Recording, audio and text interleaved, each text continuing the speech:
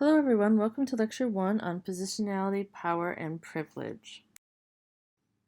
Okay, for this class we're going to be really focusing on a lot of things, but a lot of it at the heart of it is around social experiences, and as well as how do we address inequality when how people experience certain inequalities, whether that is gender inequality, racial inequality, sexual inequality, etc., may experience them but may experience them also differently to different degrees and different sort of contexts. And what happens when somebody experiences multiple oppressions in their life? And how do we address it in regards to feminist activism and advocacy?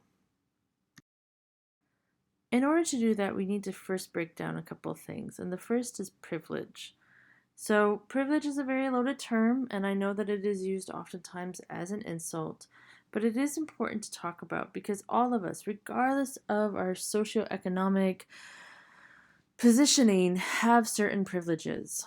We also don't have privileges, but let's first talk about privilege. So, privilege at the core is around having an unearned access to resources that are only readily available to some people because of their social group membership.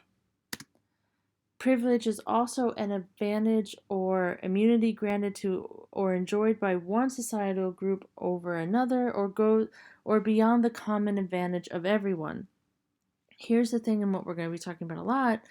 Privilege is often invisible to those who have it. What is social power? Social power essentially is access to resources that enhance one's chances of getting what one needs in order to lead a comfortable, productive, and safe life.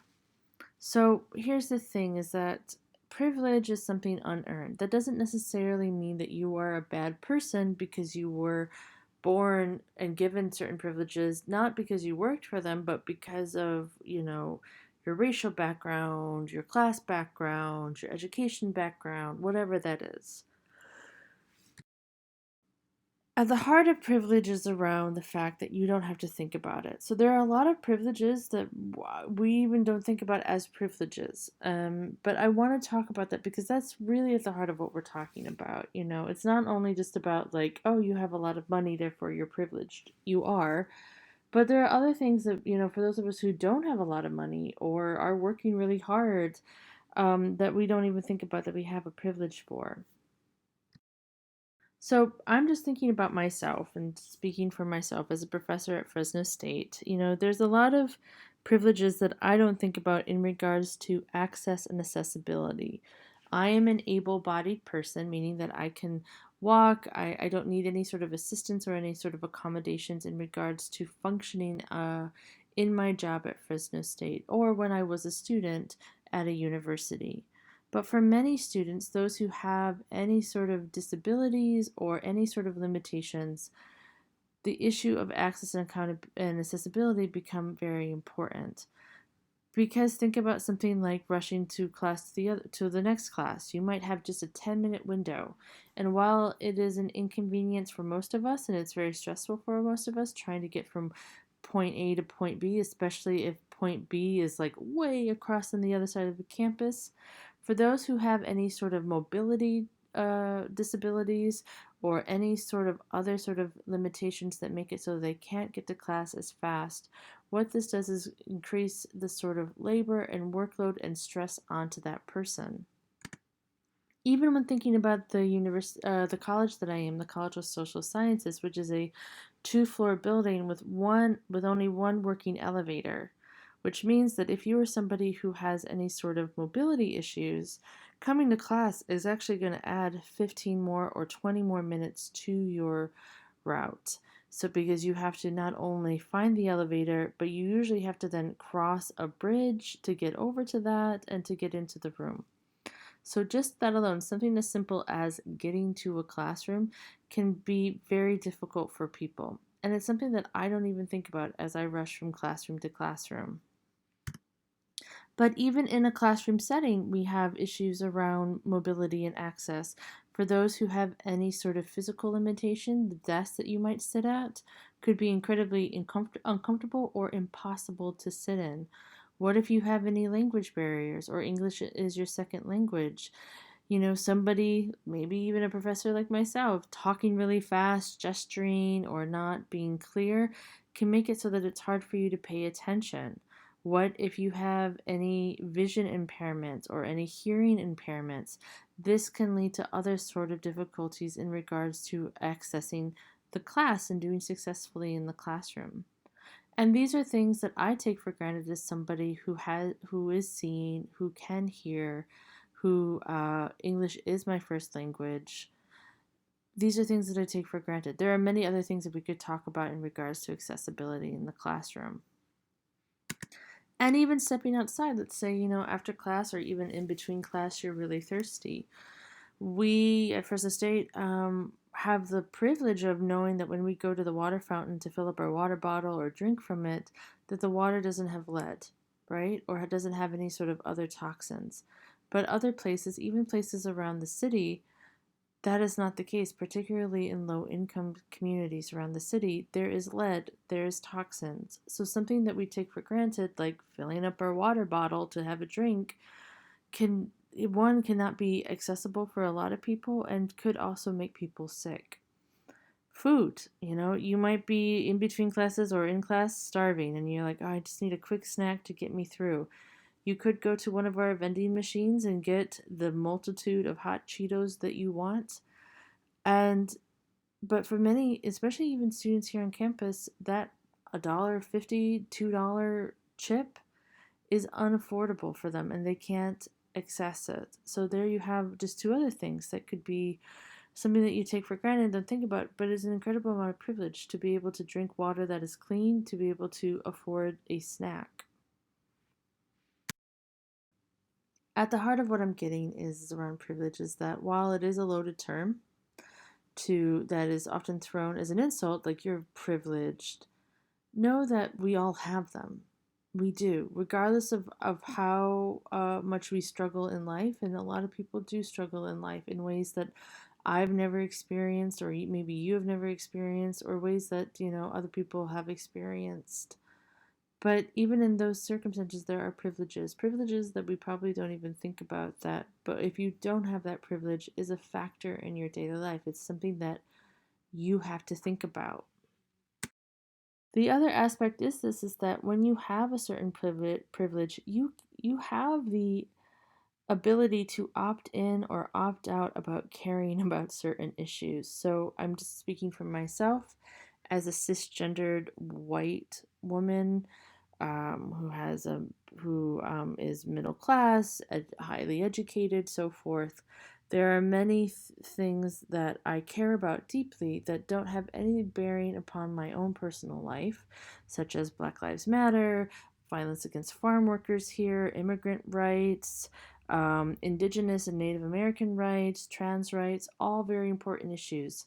And I have the luxury, as somebody who's very privileged, based on my racial background, my gender background, my class, my education, and so forth, that I have the option to opt in, to voice, to advocate, to care.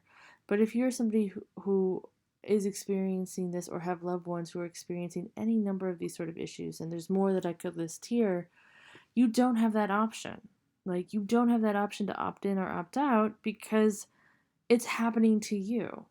So that's an incredible privilege, right? In the sense, a privilege that I have. And it's not a positive thing, it's not a negative thing, it's an accountability thing. Where, therefore, if I have privilege to opt in and opt out, then I am accountable for my actions. Whereas for those who literally have society bearing down on them in very violent ways, whether that's through police brutality, state brutality, social brutality, you don't have that option. But for many of us, we're not just one issue, meaning that, like, while this class is focusing primarily on gender, that gender alone is not the sort of issue that everyone is facing in the same way. Meaning that, like everyone, we're all very complex persons who experience life in many ways based on our gender, based on our race, based on our socioeconomic positioning, and so forth. No one is a single issue, meaning like no one is just LGBT rights, or no one is just immigrant rights, or no one is just women's rights. Instead, most of us occupy multiple positions in life because of our racial background, because of our class, our immigrant status, and etc., right? So then, if we're thinking about feminism means equality, which is what we've talked about previously, that like at the heart we can talk about feminism is about equality, then we need to sort of challenge ourselves to make feminism not just a singular issue just on gender, because gender is implicated in many other ways, particularly around race, particularly around class, particularly around sexual orientation, immigrant status, disability, and so forth.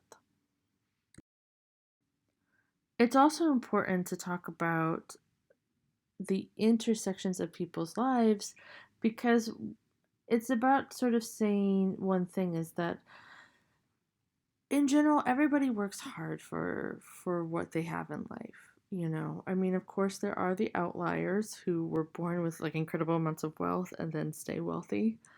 But most of us, I think, work hard. But the thing is that, so it's not sort of removing somebody who, let's say, is privileged in many ways because of their gender or their racial background or their economic background, that they don't deserve to have a good paying job, or they don't deserve a higher education even though they worked hard for it. That's not what it's about. It's about the fact that for individuals who don't share any one of those type of privileges, that they have to work harder, meaning that they have to go through many other loopholes and barriers that probably the person who has those privileges never even had to come into his or her or their consciousness. Like they didn't even have to think about it. This gets to the heart of intersectionality. So, what is intersectionality?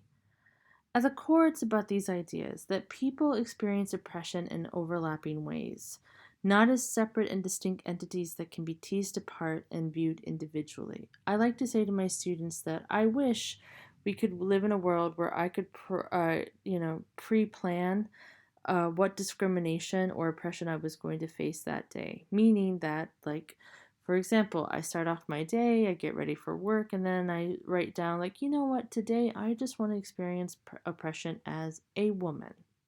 And then, I do my thing. And then the next day I say, oh, you know what, today I would like to experience my oppression with somebody who has a disability, for me being dyslexic, right? So I'll only experience oppression or discrimination based on that for that day. Of course, we don't live in that world. And in fact, a lot of times the oppressions that people feel are impacted by multiple oppressions coming together, particularly around race and gender. So therefore, why, if we know that this is the reality of human existence, why do we pretend that these are separate issues? That we're only, when we talk about women right, we're only talking about gender, and then when we talk about racial inequality and racial justice, that we're only talking about race. When these two categories bleed into one another in multitude of ways, so it's impossible to separate out these experiences of oppressions. Also, the other thing to this is that they are not equal or equivalent oppression. So women, and just using essentialist terms, women may experience gender oppression, but how they experience it, to the degree that they experience it, the ways that they've experienced it, are going to be different, particularly around intersecting factors around race, around sexual orientation, around class, education, where they are in the world, and so forth.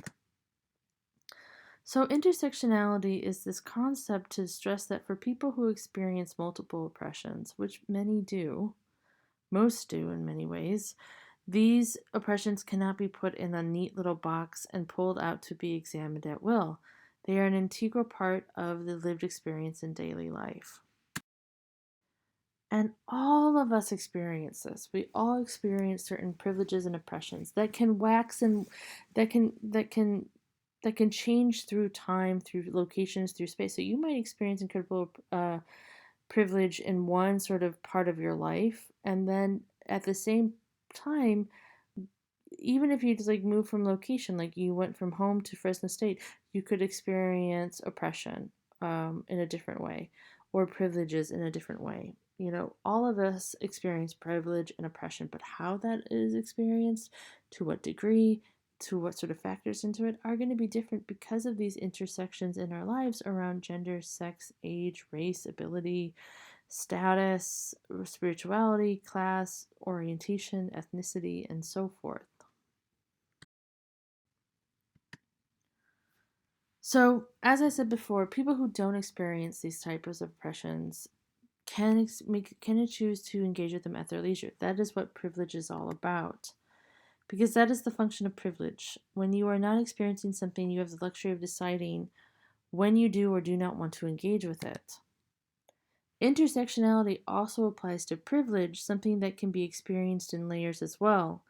It is possible to be privileged while also being unprivileged in other ways. Self awareness around personal privilege is a very important and sometimes overlooked aspect of intersectionality, as it is possible to exercise privilege in one area or one aspect or one setting, but then not in others. Where even though you might experience oppression based on your gender, it doesn't mean that you can't be also oppressive to people within your gender, you know? And that is definitely a debate and conversation that has been happening within the feminist movement. That even though, while largely speaking, women have been fighting for gender equality, there's also been incredible amounts of discrimination around women of color, gay women, women with disabilities, immigrant women, farm worker women, so forth, within the feminist movement. That just because we're advocating for gender equality doesn't mean that we are, one, welcoming or even accepting of differences within that. So we need to challenge that, because if feminism is about equality, then we need to talk about what does equality mean for individuals with even in the feminist movement who experience multiple oppressions based on gender, race, sexual orientation, abilities, and so forth. And that is at the heart of critiquing, particularly mainstream feminism, or oftentimes it's called white feminism, where feminism, has, and it's a fair critique, has focused a lot on the issues experienced by white middle class women. White feminism is a term used to describe a type of feminism that overshadows the struggles of women of color, LGBTQ women, and women of other minority groups face, and depicts the way that white women also face gender inequality, but then use that as, the only way or the only model to talk about gender inequality, that only one group's experiences matter. And that is, of course, not true. That is why intersectionality is so important, particularly to the feminist movement. And intersectionality was actually coined by a black feminist, Kimberly Crenshaw, where she talked about the interconnected nature of social categorizations of race, class, and gender as they apply to a given individual or group, regarded as creating overlapping and interdependent systems of discrimination or disadvantage. Essentially, this term intersectionality came out of a case where Kimberly Crenshaw was looking at black women who are being discriminated against, not just as black people and not just as women, but as black women. So looking at those intersections of race and gender. So intersectionality was basically just a metaphor to say they are facing race discrimination from one direction, and then they're experiencing gender discrimination from another direction. And that these two things are colliding in their lives, and that oftentimes we overlook or don't anticipate. Intersectionality is really important, especially as we go forward in this class, because it really is making us be mindful of the way that inequality, oppression impacts women, particularly women from different racial backgrounds. So, something that we're going to be covering a lot later on is around workplace discrimination and looking at the wage inequality, which is essentially that when we look statistically at wages across the country, we see that on average, women are being paid less than men. And then when we sort of look at these wages and the numbers, we see that for every dollar that a man makes, women make on average, and the number that is usually totaled around is 77 cents or 79 cents or 80 cents or something like that. The thing is that that number really represents only white women, meaning that while that is the number that's properly used, it is also inaccurate because when we intersect and we look at the data, particularly when we look at gender and race, we see something else, that women of color make even less. So Black women make around 65 cents to the dollar in comparison to men, and Hispanic, Latina, Chicana women make around 57 cents to the dollar. So truthfully, when we talk about wage inequality, this is just one example, we need to talk also about racial inequality, because that is also contributing to particularly women of color earning less than men, and far less, even far less than what white women make. When we talk about women in the poverty line, we see these same sort of intersections between gender and race, where, again, women make up the majority of those who are poor. And a lot of it has to do with the gender wage gap. When you are paid less, you earn less, right? And that can make it so that it's hard for you to ever sort of escape poverty. And therefore, that's why, women make up the majority of in regards to those in the country that are poor. But when we look at the numbers in regards to when we sort of intersect that with race, we see much more dire numbers, that white women make up about 10%, Asian American women make around 11%, Hispanic, Latina, Chicana women 23%, Black women 25%, and Native American women 26%. So that number is even in many ways far greater when we talk about race. And when we just talk about violence, and we're going to be talking about this more, it's important to intersect gender violence with racial violence, because when we see this, we see that while, yes, epidemically speaking, women violence against women is at epidemic proportions. But when we then intersect that with race and gender, what we see is that violence is occurring at far greater rates towards women of color, particularly Native American women, who experience the highest rates of violence in our country. Next coming Black women, Hispanic, Latina, Chicana women, Asian American, Pacific Islander women, and so forth. So the violence against women in general is high, epidemically high. But when we then intersect this with race, we see that it's particularly affecting women of color.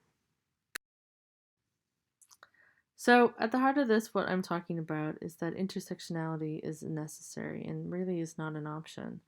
Because if the heart, and as I said before, if the goal and the heart of feminism is around equality, then it has to be equality for everyone, right? And therefore, then we have to have these critical discussions and engagements around other forms of oppression that also oppress women.